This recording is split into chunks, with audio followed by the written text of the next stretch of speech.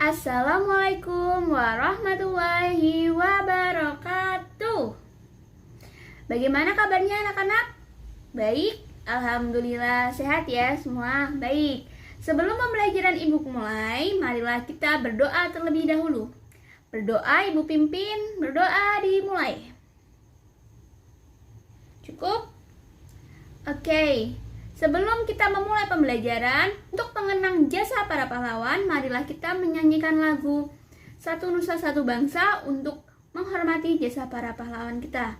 Ya, Ibu pimpin ya. 1, 2, 3. Nusa bangsa dan bahasa kita bela bersama. 1, 2. Satu nusa, satu bangsa, satu bahasa kita. Tanah air pasti jaya untuk selama-lamanya. Indonesia pusaka,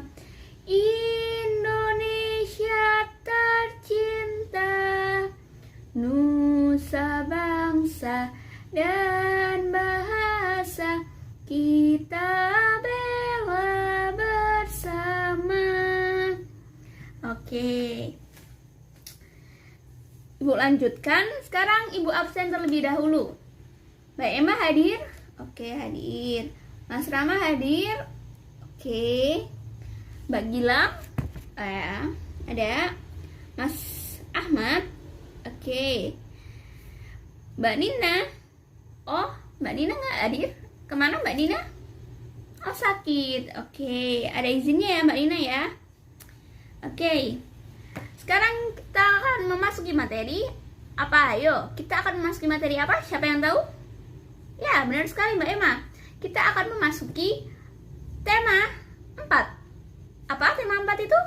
Iya, tema 4 itu adalah sehat itu penting. Subtema berapa? Ya, subtema pertama. Subtema pertama kita tentang peredaran darahku sehat. Pembelajaran 3. Kita kemarin sudah membahas pembelajaran 2 dan sekarang kita akan memasuki pembelajaran 3. Nah, pokok bahasan kita ada 3 materi yang harus kita pelajari. Yang pertama adalah materi IPS, yang kedua adalah materi PPKN, dan yang ketiga adalah materi Bahasa Indonesia. Oke, untuk materi IPS itu kita akan mempelajari tentang bentuk interaksi manusia dengan lingkungan. Untuk mata pelajaran PPKN kita akan mempelajari tentang hak, kewajiban, dan tanggung jawab. Dan untuk mata pelajaran Bahasa Indonesia kita akan mempelajari tentang, ya benar, tentang pantun. Oke, Ibu mulai ya. Silakan dibuka bukunya halaman 100. Sudah dibuka semua anak-anak? Sudah? Oke. Di situ telah tersajikan gambar. Nah, itu gambar apa? Siapa yang tahu? Ya, Mas Rama, itu gambar apa? Ya, benar sekali. Itu adalah gambar warga masyarakat yang sedang bekerja bakti. Oke, disimak baik-baik ya, teman-teman. Nah, di dalam buku tersebut telah dijelaskan bahwa di dalam gambar tersebut, warga masyarakat di tempat tinggal Edo sedang bekerja bakti. Mereka membuat jalan setapak untuk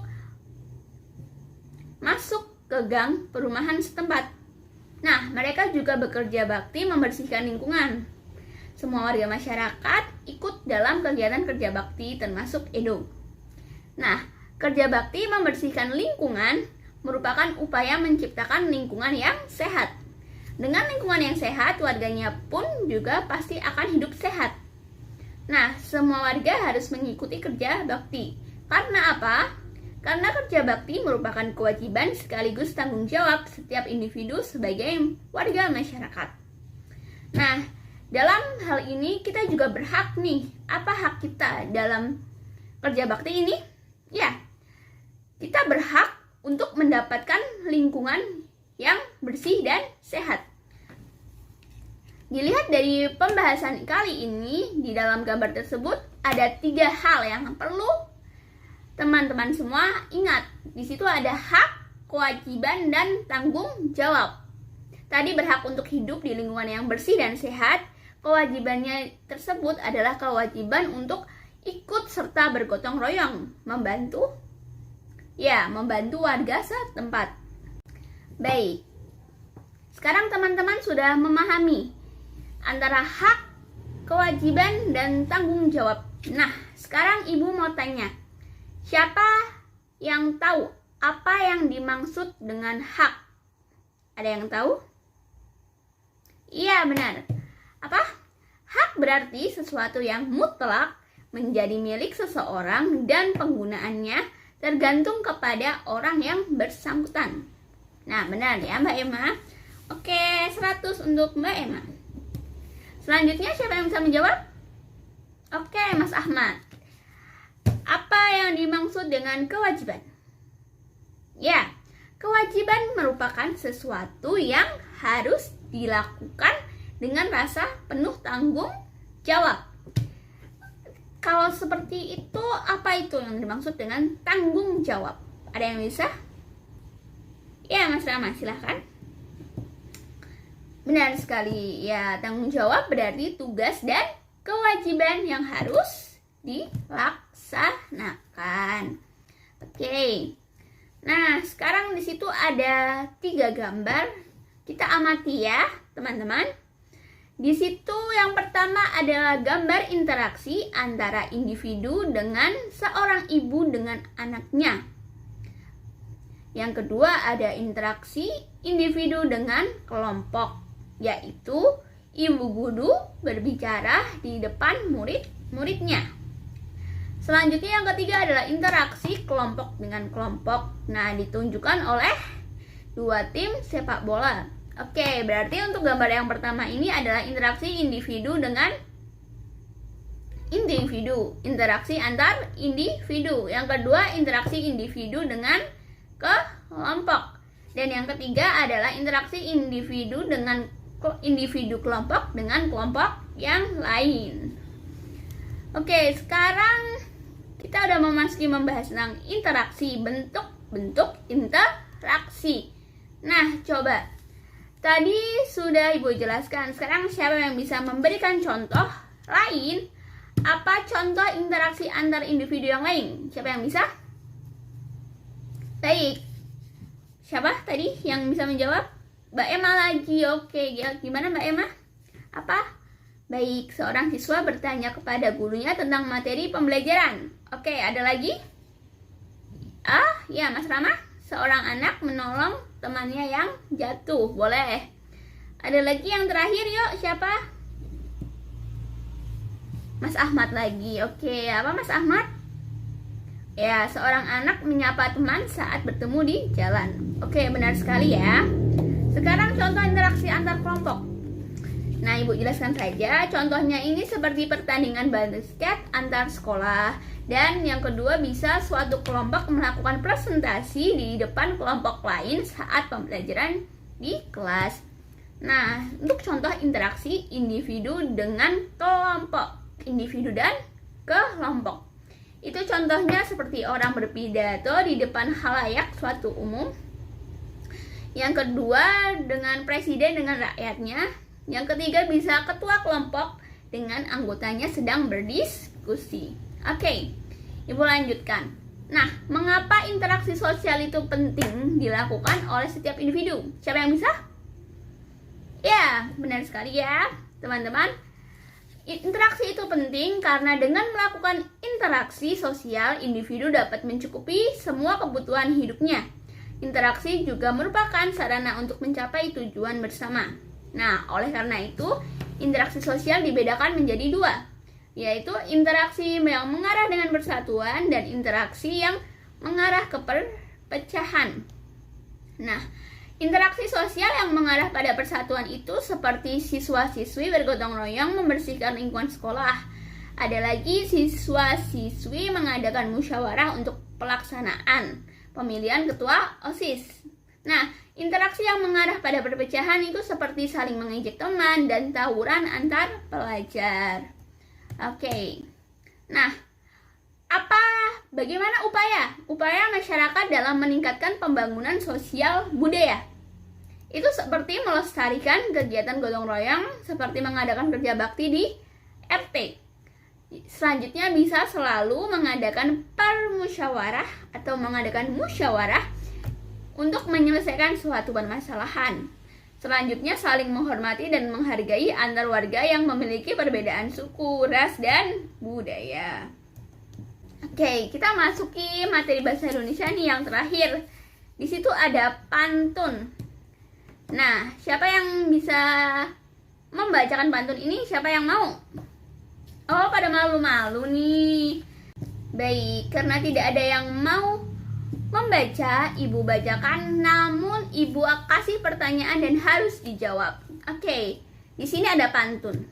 Merah muda baju si bibi, di tangannya ada bayam seikat. Masalah warga datang bertubi-tubi, berkumpullah untuk mufakat. Nah, siapa yang tahu apa maknanya pantun tersebut? Ya, Mas Rama, benar sekali. Maknanya adalah setiap manusia hendaknya menyisakan waktu untuk berkumpul bersama warga setempat. Nah, berkumpul itu untuk membicarakan masalah bersama hingga mencapai mufakat. Ya, benar sekali ya. Oke.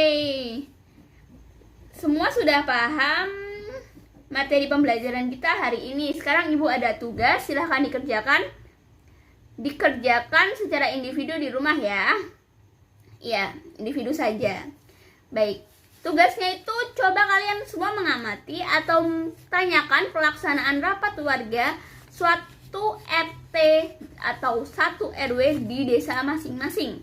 Nah, apa yang akan ditanyakan? Yang pertama, apa yang dibahas dalam rapat tersebut? Nah, yang kedua, apa hasil dari rapat tersebut?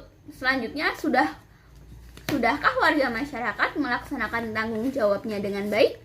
Apakah musyawarah itu mencapai mufakat atau tidak? Bisa dipahami untuk tugasnya teman-teman? Anak-anak semua? Bisa ya? Oke. Untuk tugas ini dikumpulkan dalam bentuk laporan 2 minggu ya. Waktunya 2 minggu dari sekarang. Baik, apakah ada yang ingin ditanyakan untuk pembelajaran kita hari ini?